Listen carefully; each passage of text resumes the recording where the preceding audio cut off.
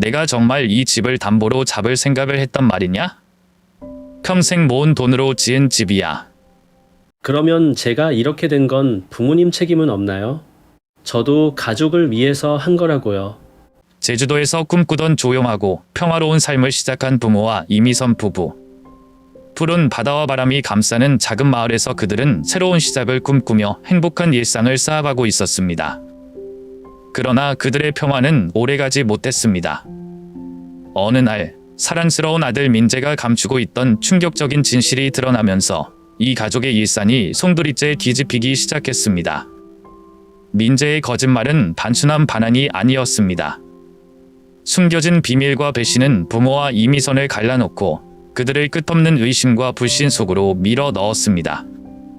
아들의 행동 이면에는 무엇이 숨겨져 있었을까요? 그리고 그가 가족에게 숨겨온 또 다른 비밀은 무엇일까요? 민재가 한순간의 실수로 인해 누군가의 인생을 파괴했다는 소문이 마을에 퍼지기 시작했을 때 부부는 평화를 되찾으려는 희망과 사랑하는 아들을 지키려는 본능 사이에서 갈등에 휩싸입니다. 모든 것이 밝혀지는 순간 부모와 이미선은 민재가 저지른 일이 단순한 거짓말이나 배신이 아니라는 사실을 깨닫게 됩니다. 이 사건은 단지 가족의 문제를 넘어 주변 사람들의 인생까지 송두리째 뒤흔드는 파급력을 지니고 있었습니다. 과연 이 가족은 끝없는 혼란 속에서 다시 평화를 되찾을 수 있을까요? 아니면 돌이킬 수 없는 파멸로 치닫게 될까요? 한 가족의 삶을 뒤흔든 충격적이고 비극적인 이야기. 그 끝은 상상조차 하기 힘들 정도로 극단적인 결말로 향하고 있습니다. 저는 김동호, 62살입니다.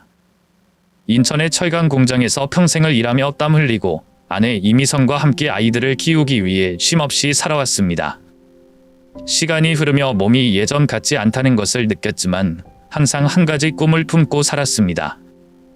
그것은 바로 제주의 성산 근처에 작은 집을 짓고 아내와 함께 조용하고 평화로운 삶을 사는 것이었습니다.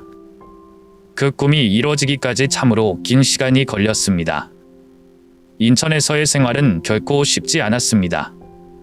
공장의 소음과 먼지는 늘 저를 따라다녔고 내일 피곤한 몸으로 집에 돌아오면 아이들의 밝은 웃음소리가 제 유일한 위안이었습니다. 아내는 늘 집안일을 하며 아이들을 돌봤고 저는 아침부터 저녁까지 공장에서 일했습니다. 집 한 채 마련하기 위해 필요한 돈은 언제나 모자란 것 같았습니다. 아이들을 좋은 학교에 보내기 위해선 더 많은 일을 해야 했고 그럴 때마다 제주의 바다를 떠올리며 마음을 다잡았습니다. 어린 시절 부모님과 함께 제주의 바다를 방문한 적이 있었습니다. 그때 보았던 맑고 투명한 물결, 코끝에 닿는 짭조름한 바닷바람은 평생 잊을 수 없는 추억으로 남았습니다. 저는 언젠가 이곳에서 아내와 함께 늙어가겠다는 다짐을 했습니다. 그러나 그 꿈은 현실과 멀게 느껴졌습니다. 매달 청구되는 공과금과 예상치 못한 의료비는 언제나 우리를 발목 잡았습니다. 아내와 저는 내일 밤 머리를 맞대고 계획을 세웠습니다. 아이들이 자립할 때까지는 돈을 쓸 수 있는 여유가 없었지만 언젠가 두 사람 말의 작은 집에서 살 수 있을 거라는 희망을 놓지 않았습니다. 성산은 우리 두 사람 모두가 꿈꾸던 곳이었습니다. 드넓은 바다와 푸른 하늘, 그리고 고요함. 삶의 모든 고단함이 잊혀질 것 같은 그곳에서 우리는 새로운 시작을 꿈꾸었습니다. 제가 정년퇴직을 했을 때 인생에서 처음으로 멈추고 생각해볼 시간이 생겼습니다. 제 몸은 이미 많이 지쳐 있었고 공장에서의 일은 더 이상 저를 기다리지 않았습니다. 아내와 저는 그동안 모아둔 적금을 털어 작은 딴을 샀습니다. 성산의 바닷가에서 가까운 고요하고 햇빛이 잘 드는 곳이었습니다. 딴을 처음 봤을 때 느꼈던 그 설렘을 아직도 잊을 수 없습니다. 여기가 우리 인생의 마지막 집이 될 거야 라고 아내와 함께 이야기했던 기억이 떠오릅니다. 집을 짓는 과정은 결코 쉽지 않았습니다. 오랜 시간 동안 돈을 아끼며 조금씩 준비해야 했습니다.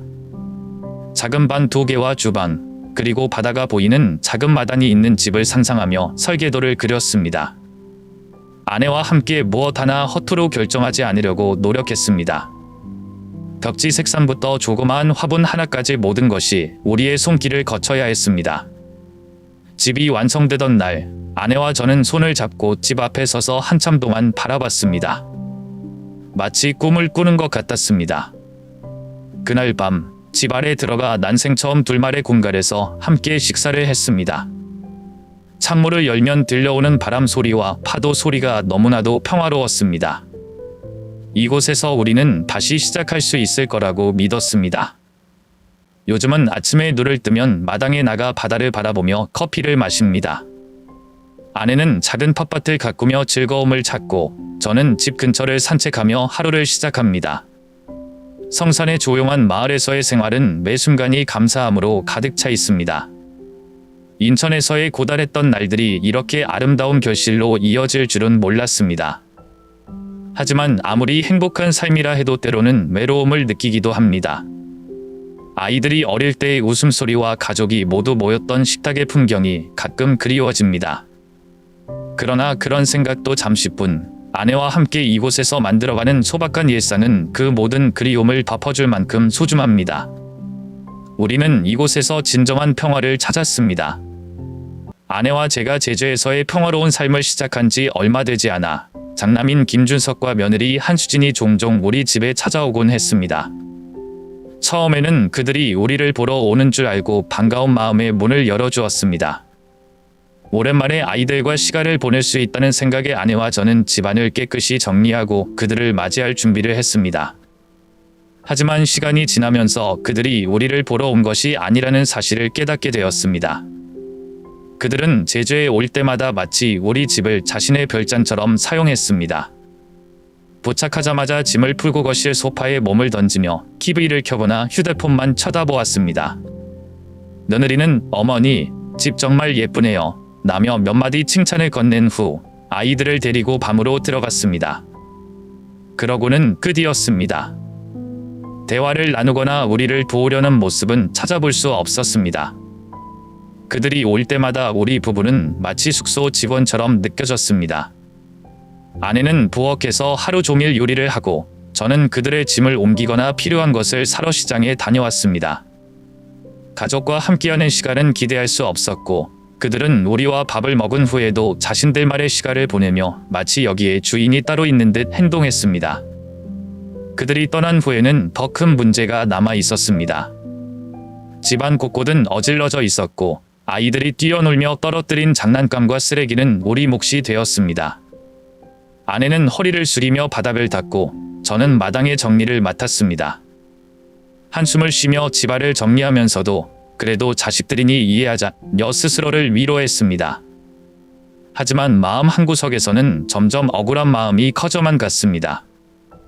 가장 마음이 아팠던 것은 그들의 태도였습니다. 우리 집에 오는 동안 그들은 한 번도 "어머니, 아버지, 어떻게 지내셨어요?" 라고 묻지 않았습니다. 오히려 우리가 그들을 위해 음식을 준비하거나 뒷정리를 하는 것을 당연하게 여겼습니다. 그런 날들이 반복되자 저는 우리 집이 마치 무료 숙소가 된 것처럼 느껴졌습니다. 아내는 그들에게 상처받지 않으려 애썼지만 저는 그녀의 표정에서 피곤함과 서운함을 읽을 수 있었습니다. 한 번은 준석이와 진지하게 대화를 나눠야겠다고 생각했습니다. 그들에게 우리의 마음을 솔직히 말하고 싶었지만 막상 그들을 마주하니 아무 말도 나오지 않았습니다. 우리 아들이고 며느리인데 괜히 싸움만 만들지 않을까 라는 걱정이 앞섰습니다. 결국 그날도 저는 입을 다물고 말았습니다. 그러나 이런 상황은 계속되었고 그들의 방문은 점점 더 잦아졌습니다. 한 번은 며느리가 친구를 데리고 왔던 적도 있었습니다. 제주에서 친구들과 시간을 보내고 싶었어요. "어머니, 괜찮죠?" 라고 웃으며 말하는 며느리를 보며 저는 아무 말도 하지 못했습니다. 그날 집은 더 어질러졌고 아내와 저는 밤늦게까지 정리를 해야 했습니다. 그들의 행동이 반복될수록 저는 점점 더 마음이 무거워졌습니다. 아이들을 위해 열심히 살아왔던 과거의 제 모습이 떠올랐습니다. 집을 마련하기 위해 얼마나 많은 노력을 했는지, 그리고 그 과정에서 느꼈던 희망과 기쁨이 이제는 그들의 무심함에 의해 점점 퇴색되어 가는 것 같았습니다. 아내는 가끔 조용히 제게 말했습니다. "저도 아이들과 시간을 보내는 게 좋아요." 하지만 가끔은 우리가 무언가 잘못하고 있는 것 같아요. 그녀의 말에 저는 깊은 한숨을 내쉬며 고개를 끄덕였습니다. 자식들에게 모든 것을 주고 싶었던 우리의 마음이 이제는 우리 자신을 억누르고 있는 것처럼 느껴졌습니다. 그날 밤 침대에 누워 잠들지 못한 채 천장을 바라보며 생각했습니다. 우리의 희생이 정말 그들에게 좋은 영향을 주고 있는 걸까? 아니면 그들을 더 무심하게 만드는 걸까? 이러한 생각은 제 마음을 무겁게 짓눌렀습니다. 어느 날 저녁, 아내 이미선과 저는 마당에서 저녁 식사를 준비하고 있었습니다. 제주의 고요한 바람이 부는 가운데 갑자기 전화벨 소리가 울렸습니다. 벨 소리가 평소와 달리 긴박하게 느껴졌습니다. 전화를 받자마자 아들 준석의 떨리는 목소리가 들렸습니다. 아버지, 큰일 났어요. 하늘이가 많이 아파요. 병원에서 당장 수술이 필요하다고 했어요. 그런데 수술비가 너무 많이 들어요. 순간 저는 손에 들고 있던 젓가락을 떨어뜨릴 뻔했습니다. 하늘이는 우리에게 너무나 소중한 첫 손주였습니다. 아직 6살밖에 안 된 아이가 그렇게 심각한 병에 걸렸다는 말을 듣는 순간 머릿속이 하얘졌습니다. 옆에서 아내는 전화를 건네받아 이야기를 들으면서 얼굴이 새파래졌습니다. 수술비가 얼마나 필요한데? 저는 숨을 삼키며 물었습니다. 준석은 주저하다가 대답했습니다. 1억 원 정도가 필요할 것 같아요. 당장 병원비를 마련해야 해요. 그 말을 들은 순간 가슴이 철렁 내려앉았습니다. 1억 원이라니 우리에게는 결코 적지 않은 돈이었습니다. 하지만 하늘이의 생명이 위태롭다는 상황에서 그 금액은 중요하지 않았습니다. 저는 단 한순간도 망설이지 않고 말했습니다. 걱정하지 마다. 우리가 어떻게든 준비할 테니 너는 병원에서 하늘이를 돌봐라. 전화를 끊고 나니 아내와 저는 서로의 얼굴을 바라보았습니다. 그녀는 눈물이 고인 채로 조용히 고개를 끄덕였습니다. 우리가 도와야지요. 어떻게든 하늘이를 살려야 해요. 그날 밤 우리는 잠 한숨도 잘 수 없었습니다. 준석이 말한 금액이 머릿속을 떠나지 않았습니다. 우리가 가진 돈을 모두 모아도 부족할 것 같았습니다. 아내는 조용히 앉아 가계부를 펴고 저축한 돈을 계산하기 시작했습니다. 우리 적금이란 예비비를 다 끌어모으면 어떻게든 될 거예요. 부족하면 대출을 받아야겠죠. 그녀는 말을 끝내지 못하고 눈물을 훔쳤습니다. 다음 날 아침 우리는 은행에 가서 적금을 해지하고 필요한 금액을 준비하기 위해 상담을 받았습니다. 직원이 필요한 서류와 절차를 설명하는 동안에도 마음이 조급했습니다. 이 돈으로 하늘이가 나을 수만 있다면, 이게 우리가 할 수 있는 전부라면 저는 스스로를 다독이며 마음을 가라앉히려 했습니다.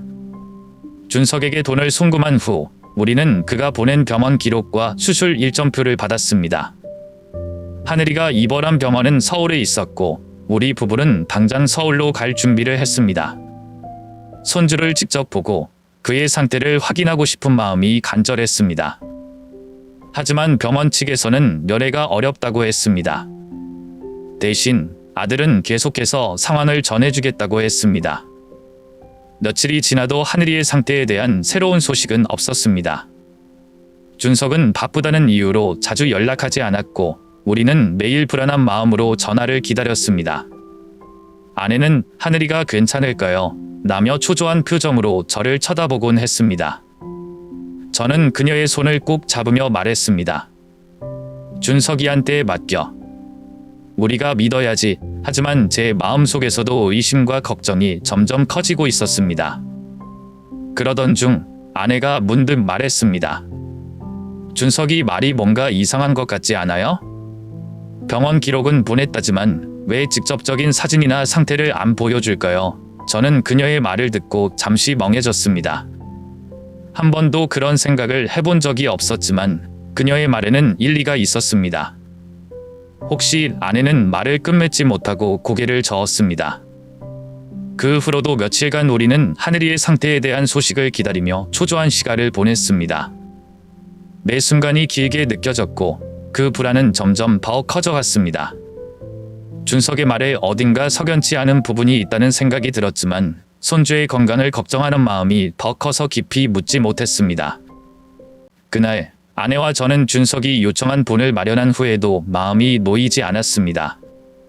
하늘이의 상태를 확인하기 위해 더 많은 자료를 찾으려 했습니다. 준석이 보낸 병원 기록만으로는 뭔가 부족해 보였기 때문입니다. 저는 준석이 우리 집에 두고 간 짐 중 그의 서류가 있을 법한 방으로 들어갔습니다. 그가 종종 이곳에서 업무를 본다고 말하며 방 한 구석에 작은 책상을 놓아두었기 때문입니다. 책상 위에는 여러 서류가 흩어져 있었습니다. 저는 조심스럽게 그것들을 정리하며 필요한 서류를 찾기 시작했습니다.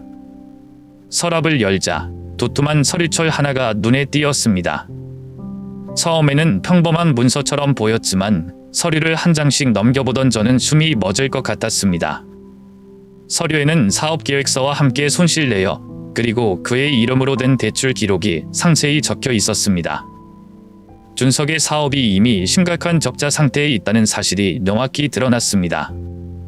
가장 충격적이었던 부분은 서류의 말미에 적힌 한 문장이었습니다. 제주도 성산 소재 부동산 담보 제공 가능성 검토. 저는 이 문장을 몇 번이고 다시 읽었습니다. 이 문장은 분명 우리 집을 가리키는 것이었습니다. 준석이 우리 집을 담보로 대출을 계획하고 있었다는 사실이 믿기지 않았습니다. 저는 손을 떨며 서류를 내려놓았습니다. 머릿속에는 수많은 생각이 스쳐 지나갔습니다. 하늘이가 아프다던 말은 뭐지? 그건 다 거짓말이었던 건가? 심장이 빠르게 뛰었고 분노와 슬픔이 뒤섞여 저를 짓눌렀습니다. 저는 서류를 쥐고 주저앉아 한참 동안 아무 말도 하지 못했습니다. 잠시 후 아내가 방으로 들어왔습니다. 여보, 찾았어요? 필요한 서류 있나요? 그녀는 제 손에 든 서류를 보더니 얼굴이 하얗게 변했습니다. 이게 뭐예요? 저는 떨리는 목소리로 그녀에게 모든 것을 설명했습니다. 준석의 사업 실패와 대출, 그리고 우리 집을 담보로 쓰려는 계획까지. 그녀는 한동안 아무 말도 하지 못하고 눈물을 흘렸습니다. 어떻게? 우리한테 이렇게까지 할 수 있죠? 하늘이는 정말 괜찮은 건가요? 그게 다 거짓말이었다는 거예요. 그녀의 목소리에는 실망과 분노가 뒤섞여 있었습니다. 저는 아무 말도 할 수 없었습니다. 아내의 질문에 답을 할 자신이 없었습니다. 그날 저녁, 우리는 거실에 앉아 깊은 침묵 속에서 서로의 얼굴을 바라보았습니다. 아내는 눈물을 훔치며 말했습니다. 우리 잘못인가요? 우리가 준석이를 그렇게 만들었나요? 그녀의 말에 저는 답하지 못했습니다. 부모로서의 책임감과 자책감이 저를 더 깊은 구렁텅이로 몰아넣었습니다. 그날 밤, 저는 거의 잠들지 못했습니다. 준석과 마주해야 할지 아니면 조용히 넘어가야 할지 고민했습니다. 하지만 한 가지는 확실했습니다. 더 이상 이런 상황을 그대로 둘 수는 없다는 것이었습니다. 그는 우리를 속였고 그것도 하늘이를 핑계로 한 것이었습니다. 저녁이 되자 저는 마음을 다잡고 준석에게 전화를 걸었습니다. 전화가 연결되자 저는 최대한 차분한 목소리로 말했습니다. 준석아, 오늘 집에 와서 이야기 좀 하자. 중요한 얘기가 있어. 그는 잠시 뜸을 들이다가 알겠다고 대답했습니다. 전화를 끊고 난 후에도 제 손은 떨리고 있었습니다. 그의 거짓말과 우리를 속였다는 사실이 마음 깊이 박혀 있었지만 직접 얼굴을 보고 확인하고 싶은 마음이 더 컸습니다. 1시간쯤 지나서 준석이 집에 도착했습니다. 그는 평소보다 초조한 표정이었습니다. 문을 열고 들어오는 그의 모습은 어딘가 불안정해 보였습니다. 아내는 아무 말 없이 부엌으로 들어가 자리를 비워주었고 저는 거실로 그를 안내했습니다. 테이블 위에는 제가 발견한 서류가 가지런히 놓여 있었습니다. 저는 그에게 자리에 앉으라고 말한 뒤 서류를 손으로 가리키며 물었습니다. 하늘이가 아프다며? 그런데 이건 뭐냐? 준석은 한동안 아무 말도 하지 못했습니다. 그의 눈은 서류를 향했지만 손은 무릎 위에서 불안하게 떨리고 있었습니다. 저는 그 침묵을 견딜 수 없었습니다. 대답해라. 하늘이가 아프다던 말은 거짓말이었냐? 그제야 그는 고개를 숙였습니다. 그의 목소리는 낮고 떨렸습니다. 죄송해요, 아버지. 하늘이는 아프지 않아요. 제가 돈이 필요해서 거짓말을 했어요. 그 말을 듣는 순간 제 가슴은 찢어지는 듯한 고통이 밀려왔습니다. 손주가 아프다는 말을 듣고 밤잠을 설쳐가며 걱정했던 우리의 마음이 그저 돈을 위해 꾸며낸 이야기였다는 사실이 믿기지 않았습니다. 저는 차마 말을 잇지 못하고 그를 바라보았습니다. 왜 그랬냐? 제가 겨우 입을 떼며 물었습니다. 준석은 고개를 들지 못한 채 억지로 말을 이어갔습니다. 사업이 너무 어려웠어요. 빚이 쌓이고 더 이상 방법이 없었어요. 그래서 아버지랑 어머니께 부탁할 수밖에 없었어요. 그의 말에는 후회와 두려움이 섞여 있었지만 저는 그를 이해할 수 없었습니다. 내 사업이 어렵다는 걸 왜 솔직히 말하지 않았냐? 왜 하늘이를 핑계 삼았어? 내 자식의 이름까지 이용하면서 부모를 속여야만 했냐?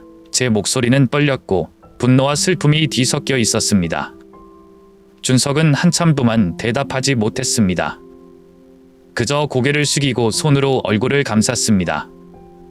그의 그런 모습을 보니 마음 한편에서 안타까운 마음이 들기도 했지만 그것만으로 용서할 수는 없었습니다.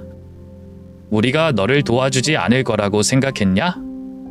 왜 우리에게 솔직히 말하지 않았냐? 제가 다시 묻자 그는 어렵게 입을 열었습니다. 솔직히 말하면 아버지랑 어머니가 실망하실 것 같았어요.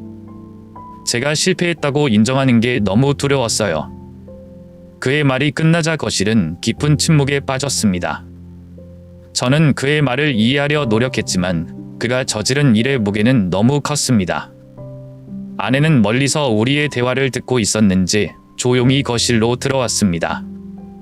그녀는 준석을 바라보며 눈물을 흘리고 있었습니다.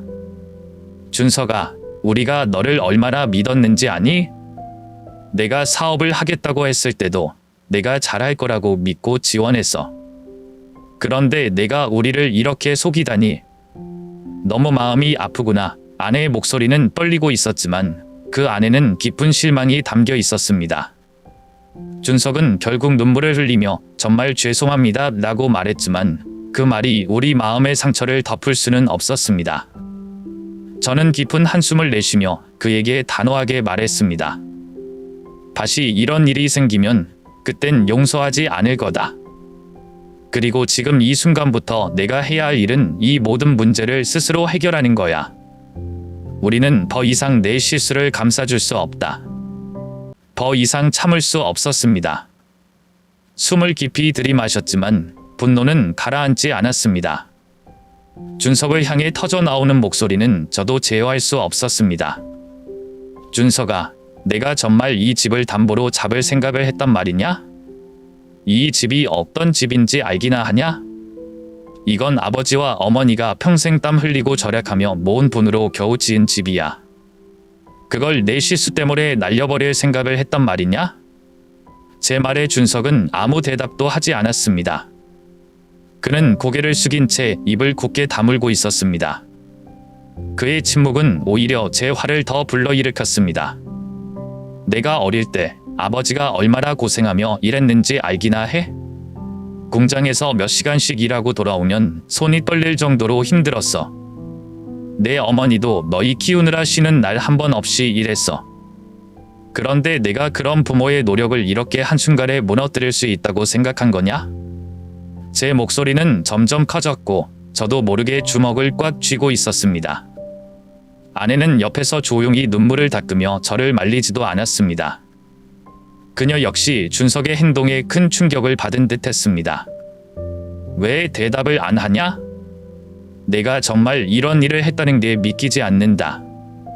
이 집이 어떤 의미인지 너도 알고 있었잖아. 그런데 어떻게 이런 생각을 했냐? 한참 동안 이어진 침묵 끝에 준석은 고개를 살짝 들었지만 여전히 제 눈을 마주치지 못했습니다. 그의 표정은 후회와 두려움으로 가득 차 있었지만 그것만으로는 제 실망감을 덮을 수 없었습니다. 아버지, 그는 간신히 입을 열었지만 목소리는 떨리고 있었습니다. 저도 잘못했다는 걸 알아요. 그런데 정말 어쩔 수가 없었어요. 사업이 이렇게 망할 줄 몰랐고 빚이 이렇게까지 쌓일 줄도 몰랐어요.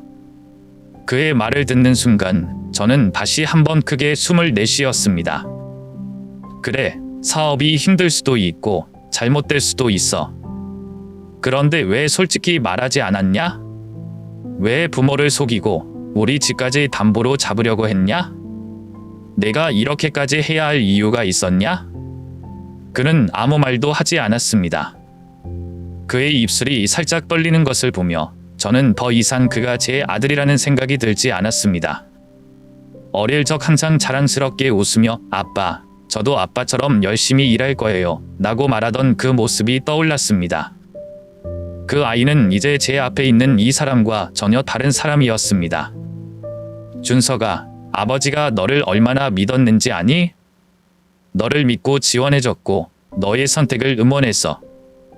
그런데 내가 이렇게 부모의 믿음을 짓밟을 줄은 몰랐다. 내가 너에게 가르쳐준 건 이런 방법이 아니었을 텐데. 제 말에 준석은 고개를 숙인 채 미동도 하지 않았습니다. 그의 침묵 속에서 저는 점점 더 깊은 실망감에 빠졌습니다. 너는 이제 우리를 속였을 뿐만 아니라 우리 집과 우리 삶 전체를 위험에 빠뜨리려고 했어. 내가 한 일을 어떻게 용서할 수 있을 것 같냐? 이미선은 항상 가정의 평화를 지키려 노력하는 사람이었습니다. 준석과 제가 언성을 높일 때도 그녀는 대화를 중재하려 애썼습니다. 그러나 이번에는 달랐습니다. 그녀의 눈에는 이미 눈물이 고여 있었고 감정이 억눌리지 않는 듯 보였습니다. 준석아, 그녀는 떨리는 목소리로 말을 꺼냈습니다. 왜 부모에게 솔직히 말하지 않았니? 내가 어려운 상황에 처해 있다는 걸 알았다면 우리가 분명히 도와줬을 거야. 그런데 왜 이런 방법을 택했니? 그녀의 눈물이 뺨을 타고 흘러내렸습니다. 저는 그녀가 이렇게까지 감정을 드러내는 것을 본 적이 거의 없었기에 그 모습이 더욱 가슴 아팠습니다. 하지만 준석은 그녀의 말에도 아무런 대답을 하지 않았습니다. 오히려 그의 얼굴에는 반항적인 기색이 떠올랐습니다. 잠시의 침묵 후 그는 낮은 목소리로 말했습니다. 아버지도 어머니도 돈이 많으시잖아요. 그런데 왜 자식들에게는 조금도 쓰려고 하지 않으세요? 저는 제 가족을 지키기 위해 이런 선택을 할 수밖에 없었어요. 그 말을 들은 순간 이미선은 더 이상 눈물을 참지 못하고 울음을 터뜨렸습니다. 그녀는 손으로 얼굴을 감싸며 고개를 숙였습니다. 저는 그의 말을 믿을 수 없었습니다. 내가 지금 무슨 말을 하고 있는지 알아? 우리가 평생 돈을 모은 이유가 무엇인지 알고 있냐? 그 돈은 우리가 너희들을 위해 그리고 노후를 준비하기 위해 절약한 거야. 내가 이런 식으로 우리를 탓하는 건 옳지 않다. 그러나 준석은 멈추지 않았습니다. 그의 목소리는 점점 더 높아졌습니다. 그런데 왜 제가 이렇게 힘들 때는 아무것도 안 하셨죠? 저는 제 사업이 잘 될 줄 알았고 가족을 위해 더 좋은 삶을 만들고 싶었어요. 그런데 이제 와서 저를 비난하시다니 그게 공평하다고 생각하세요? 그의 말은 칼처럼 날카로웠습니다. 아내와 저는 그의 말에 더 깊은 상처를 받을 수밖에 없었습니다. 그의 말 속에는 우리가 평생 품어온 신뢰와 사랑을 부정하는 듯한 느낌이 들었습니다. 저는 분노를 억누르며 최대한 차분한 목소리로 말했습니다. 준서가, 우리가 너에게 지원하지 않았다는 게 정말 내가 하고 싶은 말이냐? 내가 사업을 시작할 때 우리가 얼마를 도왔는지 기억 못하냐? 내가 원하는 대로 해보라고 응원했던 것도 우리가 아니었냐? 그러나 준석은 저의 말을 무시한 채 계속해서 자신의 주장을 이어갔습니다. 그건 맞아요. 하지만 그 후로는요? 제가 이렇게 망하고 있을 때는 아무 말도 없으셨잖아요. 저는 제 가족을 위해 뭐든 해야 했어요. 아버지와 어머니가 절 이해하지 못한다면 더 이상 드릴 말씀이 없네요. 그의 말은 단호했습니다. 마치 부모를 원망하는 마음이 오래전부터 쌓여 있었던 것처럼 느껴졌습니다. 이미선은 더 이상 참지 못하고 자리에서 일어나 부엌으로 들어가 버렸습니다. 그녀가 문을 닫는 소리가 거실에 울려 퍼졌습니다. 저는 준석을 똑바로 바라보며 말했습니다. 너는 지금 우리가 너를 돕지 않았다고 주장하고 싶을지 몰라도 내가 스스로 감당하지 못할 문제를 일으킨 건 너 자신이야. 우리는 너를 돕고 싶었고 필요하면 더 도왔을 거야. 하지만 내가 우리를 속이고 이런 방식으로 문제를 해결하려 한 건 결코 용납할 수 없어. 준석은 여전히 고개를 들지 않았습니다. 저는 그의 모습에서 깊은 후회보다는 여전히 자신을 점령하려는 태도가 보였습니다. 그 모습에 마음이 더 무거워졌습니다. 내가 이렇게 부모를 원망하며 사는 게 정말 옳다고 생각하냐? 우리가 원하는 건 내가 정직하게 살고 너 자신의 실수를 인정하며 살아가는 거다. 하지만 지금의 너는 내가 알던 아들이 아니야. 그 순간 준석은 조용히 자리에서 일어났습니다. 더 이상 무슨 말을 해도 이해받지 못할 것 같아요. 나중에 다시 이야기합시다. 그는 그렇게 말하며 집을 떠났습니다. 그가 문을 닫고 나간 후 집 안에는 깊은 침묵만이 남았습니다. 저는 그의 뒷모습을 보며 큰 한숨을 내쉬었습니다. 이미선은 부엌에서 눈물을 닦으며 조용히 나왔습니다. 그녀는 제 옆에 앉아 말했습니다. 우리가 준석을 잘못 키운 걸까요? 왜 그 아이가 이렇게까지 변했을까요? 저는 그녀의 말에 아무런 답도 하지 못했습니다. 우리 아이가 어쩌다가 이렇게까지 변했는지, 그리고 우리가 어떻게 이 관계를 회복할 수 있을지 전혀 알 수 없었습니다. 그저 가슴이 답답할 뿐이었습니다. 준석과의 대화가 끝난 후 아내 이미선과 저는 거실에 앉아 깊은 침묵 속에 빠졌습니다.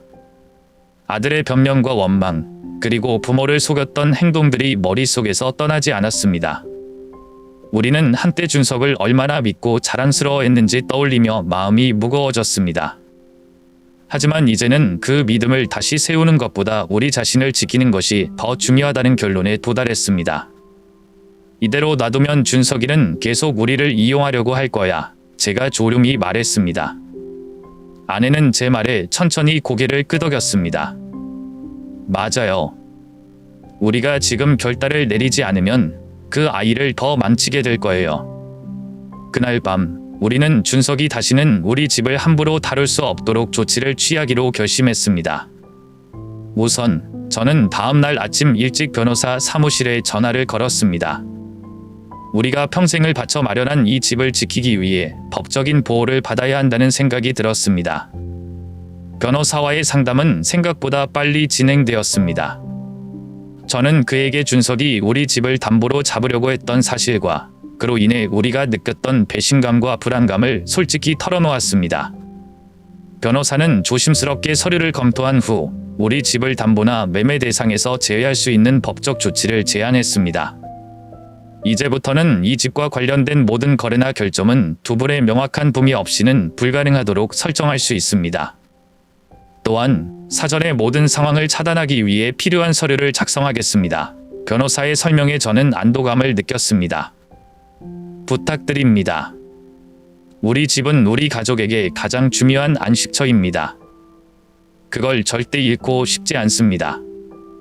며칠 후 모든 법적 절차가 완료되었습니다. 이제 우리 집은 누구도 마음대로 담보로 잡거나 매매할 수 없었습니다. 그 사실을 알았을 때 아내와 저는 마침내 깊은 한숨을 내쉬며 조금이나마 마음의 평안을 찾을 수 있었습니다. 그 다음으로 해야 할 일은 준석에게 우리의 결정을 분명히 전달하는 것이었습니다. 저는 준석에게 전화를 걸어 다시 집으로 오라고 요청했습니다. 그는 약간 망설이는 듯했지만 마지못해 약속을 잡았습니다. 그가 집에 도착했을 때 아내와 저는 그를 거실로 안내했습니다. 그리고 조용히 말했습니다. 준석아, 우리가 결정을 내렸다.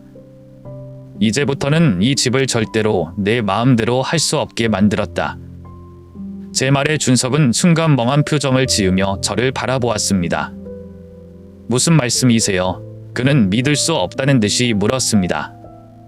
저는 변호사를 통해 완료된 법적 절차와 그 내용을 간단히 설명했습니다. 이제 이 집은 우리 동의 없이는 아무것도 할 수 없어. 더 이상 너에게 이용당하지 않을 거야. 그 말을 듣는 순간 준석의 얼굴이 굳어졌습니다. 그는 잠시 아무 말도 하지 않다가 갑자기 목소리를 높이며 말했습니다. 그럼 제가 어떻게 하라는 거예요? 부모님은 저를 전혀 믿지 않는군요. 제가 이렇게 된 것도 결국 부모님 탓 아니에요? 저는 그의 말을 차분히 들으며 고개를 저었습니다. 아니, 준석아. 내가 여기까지 온 건 전적으로 너의 선택이야. 우리가 내게 기회를 주었고 내가 사업을 시작할 때도 지원했어. 하지만 내가 선택한 길에서 나온 결과를 내 책임으로 받아들여야 해. 우리가 너를 믿지 않는 게 아니야. 다만 우리가 더 이상 내 잘못된 선택을 감싸줄 수 없다는 걸 이해해야 해. 아내도 조용히 입을 열었습니다. 우리는 너를 사랑하고 내가 잘 되기를 바란다. 하지만 그 사랑이 내 실수를 정당화하거나 우리를 희생하게 만들어서는 안 돼. 너도 내 가족을 책임질 줄 알아야 해. 준석은 여전히 고개를 숙이고 말이 없었습니다. 저는 마지막으로 단호하게 말했습니다. 이제 내가 변하지 않으면 더 이상 우리가 너를 도울 방법은 없어. 내 삶을 책임지는 건 이제 내 몫이다. 그날 준석은 아무 말도 하지 않은 채 집을 떠났습니다. 그의 뒷모습을 보며 우리는 깊은 한숨을 내쉬었습니다.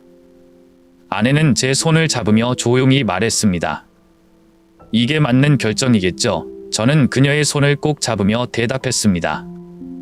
맞아.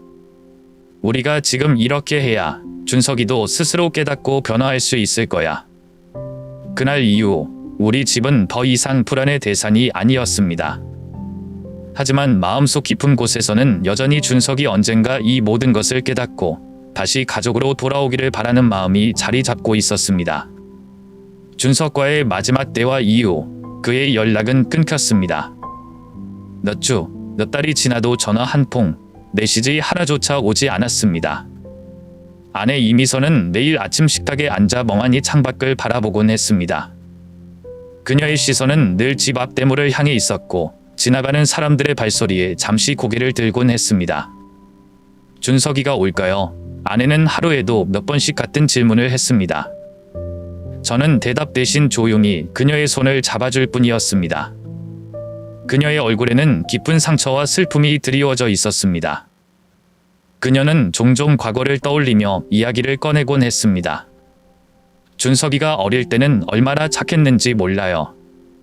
친구들과 싸워도 먼저 사과하는 아이였고 아버지를 닮아 참 열심히 살겠다고 다짐했던 아이였잖아요. 그 아이가 왜 이렇게 변했을까요?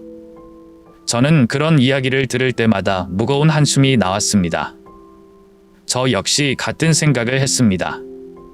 준석이 어릴 적 순수했던 모습과 지금의 모습을 비교하면 마치 다른 사람처럼 느껴졌습니다. 하지만 그것이 우리가 감당해야 할 현실이라는 걸 잘 알고 있었습니다. 이미선, 이제는 그 아이를 너무 기다리지 말아요. 저는 조용히 그녀에게 말했습니다. 우리가 너무 마음을 쓰면 오히려 더 상처받을 거예요. 그러나 아내는 고개를 저으며 말했습니다. 그래도 아들이잖아요. 언젠가는 돌아올 거예요. 그때 우리가 문을 닫고 있다면 그 아이는 더 외로워질 거예요. 그녀의 말에는 여전히 희망이 담겨 있었습니다. 저는 아내의 마음을 이해했지만 저 역시 현실을 외면할 수는 없었습니다. 준석과의 관계는 이미 깊은 균열이 생겼고 그 균열이 쉽게 회복될 수 없다는 사실을 알고 있었습니다. 그가 자신의 잘못을 인정하고 진심으로 변화하지 않는 한 우리는 더 이상 그를 받아들일 수 없었습니다. 몇 달이 지나자 저도 어느 정도 마음을 정리하게 되었습니다. 그동안 쌓였던 분노와 실망은 시간이 지나면서 서서히 잦아들었고 대신 씁쓸한 현실에 익숙해지기 시작했습니다. 아내도 점차 일상의 소소한 기쁨을 찾으려고 노력했습니다. 그녀는 마을의 여성 모임에 나가기 시작했고 텃밭에서 채소를 가꾸는 데 많은 시간을 보냈습니다. 어느 날 그녀는 작은 미소를 지으며 저에게 말했습니다. 오늘 옆집 아주머니가 만든 김치를 주셨는데 정말 맛있더라고요. 나중에 저도 한번 배워봐야겠어요. 그녀의 목소리에서 약간의 생기가 느껴졌습니다. 저는 그녀가 조금씩이라도 준석의 부재에서 벗어나고 있다는 사실에 안도감을 느꼈습니다. 하지만 밤이 되면 그녀는 여전히 창문 옆에 앉아 있었습니다. 책을 읽는 척했지만 사실은 어둠 속에서 대물을 바라보며 준석이 돌아오기를 기다리는 모습이었습니다. 저는 그녀를 바라보며 마음속으로 말했습니다. 준석아, 내 어머니는 여전히 너를 기다리고 있다. 하지만 내가 변하지 않는다면 이 기다림은 끝이 없을 거야. 저는 제 자신에게도 다시 한번 다짐했습니다. 우리가 이 상황에 끌려다녀서는 안 돼. 더 이상 준석에게 휘둘리며 살 수는 없어. 우리의 삶을 지키기 위해서는 단호한 결단이 필요했습니다. 준석이 우리를 배신한 상처는 깊었고 그것을 무작정 용서하기에는 너무 큰 아픔이 남아 있었습니다. 그래도 한편으로는 여전히 그의 변화를 바라는 마음이 있었습니다. 그는 우리의 아들이었고 과거에는 우리에게 기쁨과 자랑이었던 아이였습니다. 언젠가 그가 자신의 잘못을 인정하고 진심으로 용서를 구하며 돌아오기를 바라며 저는 아내와 함께 조금씩 우리의 삶을 되찾아가기로 했습니다. 시간이 지나면서 우리는 일상의 소중함을 다시 깨닫기 시작했습니다. 아내는 마을 모임에서 새로운 친구들을 사귀었고 저는 텃밭에서 채소를 기르며 작은 행복을 느꼈습니다. 준석과의 관계는 여전히 어두운 구름처럼 남아 있었지만 그것이 우리의 전부는 아니었습니다. 준석이가 언젠가 돌아올까요? 아내가 또다시 물었습니다. 저는 조용히 그녀의 손을 잡으며 대답했습니다. 그럴 거야. 하지만 그때는 우리가 여전히 강한 모습으로 있어야 해. 그녀는 제 말에 고개를 끄덕이며 희미한 미소를 지었습니다. 우리는 서로를 의지하며 조용히 준석이 변화를 깨닫고 돌아오기를 기다리기로 했습니다. 시간이 흐르면서 저와 이미선은 조금씩 평범한 일상 속에서 소소한 행복을 찾기 시작했습니다. 물론 준석과의 관계에서 받은 상처는 쉽게 아물지 않았지만 더 이상 그 상처에만 매달리며 살 수는 없다는 것을 깨달았습니다. 우리는 서로를 다독이며 새로운 시작을 하기로 마음먹었습니다. 저는 동네에서 운영하는 작은 가드닝 클럽에 가입했습니다. 제주의 맑은 하늘 아래 땅을 갈고 씨앗을 심으며 흙냄새를 맡는 일은 마음을 한결 가볍게 해주었습니다. 처음에는 조금 낯설고 어색했지만 클럽 회원들과 함께 웃고 대화하다 보니 점차 즐거움을 느끼게 되었습니다. 그들은 모두 제각기 다른 사연을 가진 사람들이었고 각자의 이야기를 나누며 우리는 서로에게 위로와 용기를 주었습니다. 김 선생님, 이번에 심으신 토마토 정말 잘 자랐네요. 비법이 뭔가요? 클럽 회원 중 한 명이 제게 물었습니다. 저는 그저 웃으며 말했습니다. 비법은 없습니다. 그저 자주 달아가서 물을 주고 잘 보살펴주는 게 전부지요. 식물도 사랑을 받으면 더 잘 자라는 것 같아요. 그 말을 하며 문득 준석이 떠올랐습니다. 부모로서 그에게 더 많은 사랑을 주었다면 지금의 상황이 달라질 수 있었을까요? 이미선도 새로운 취미를 찾았습니다.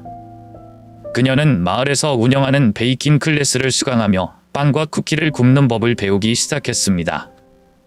그녀가 처음 구운 빵은 조금 딱딱하고 모양도 이상했지만 그녀는 그 과정을 즐기는 것 같았습니다. 이제는 제법 맛있어졌죠. 그녀는 자신이 만든 빵을 이웃들과 나누며 작은 성취감을 느끼는 듯 보였습니다. 이웃들은 그녀가 만든 빵을 맛보며 진심으로 칭찬했고 그녀의 얼굴에는 오랜만에 밝은 미소가 피어났습니다. 이 빵은 하늘이가 정말 좋아했을 것 같아요. 그녀는 한 번은 작은 한숨과 함께 말했습니다. 저는 그녀의 말에 조용히 고개를 끄덕였습니다. 맞아. 하지만 언젠가 우리가 구운 이 빵을 다시 하늘이와 함께 먹을 날이 올 거야. 제 말에 그녀는 희미한 미소를 지으며 대답했습니다. 그때까지 더 맛있게 만드는 법을 배워야겠네요. 우리의 일상은 예전과는 많이 달라졌습니다. 가족이 함께 모여 웃고 떠들던 식탁의 풍경은 더 이상 없었지만 작은 기쁨을 찾아가며 새로운 삶을 살아가고 있었습니다. 마을 사람들과 함께하는 시간, 그리고 서로를 응원하는 순간들은 우리가 다시 삶의 의미를 되찾는 데 큰 힘이 되었습니다. 그럼에도 불구하고 저와 이미선의 마음 한구석에는 여전히 준석과 하늘이에 대한 그리움이 자리 잡고 있었습니다. 밤이 되면 저희는 종종 거실에 앉아 함께 차를 마시며 준석에 대한 이야기를 나눴습니다. 그 아이가 과연 자신의 잘못을 깨닫고 돌아올까요? 이미선이 물으면 저는 항상 같은 대답을 했습니다.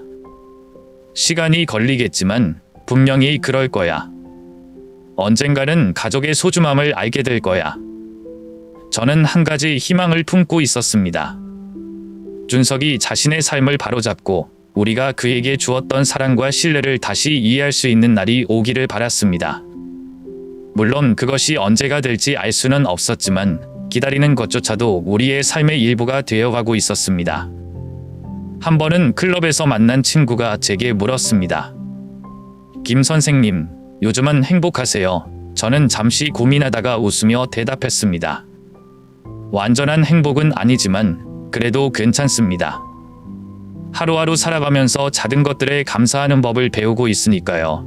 그 대답은 제 자신에게도 진심으로 느껴졌습니다. 이미선과 저는 서로에게 더 많이 의지하며 가족의 빈자리를 채워나갔습니다. 그녀는 베이킹 실력이 점점 늘었고 저는 가드닝에서 키운 채소를 요리하며 새로운 취미를 발견했습니다. 그리고 우리는 서로를 응원하며 여전히 가족이란 무엇인지, 그 소중함이 무엇인지 깊이 깨달아갔습니다. 준석이가 돌아오는 날, 우리는 어떤 모습일까요? 이미선이 한 번은 물었습니다. 저는 그녀의 손을 잡으며 대답했습니다.